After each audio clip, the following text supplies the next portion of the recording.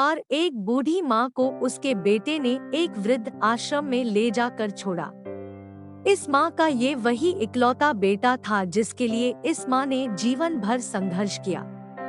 इस बेटे के लिए वो सब कुछ किया जो एक माँ को करना चाहिए या माँ कर सकती है, और आज भी अपने बेटे को किसी भी तरह की परेशानी ना हो इसलिए आश्रम में रहने के लिए भी तैयार हो गई। वृद्ध आश्रम में रह रही माँ हमेशा अपने बेटे को याद करती, मगर बेटा केवल साल में एक बार उसको मिलने जाता या फिर फोन पर बात कर लेता। कई साल बीत गए।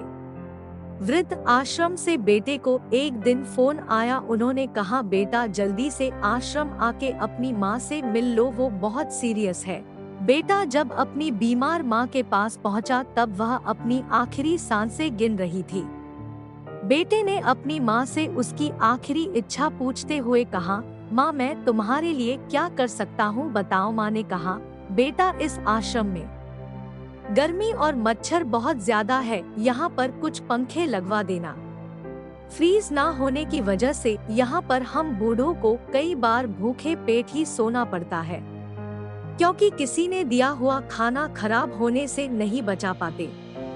तो इस आश्रम के लिए एक दो फ्रिज भी खरीद कर दे देना।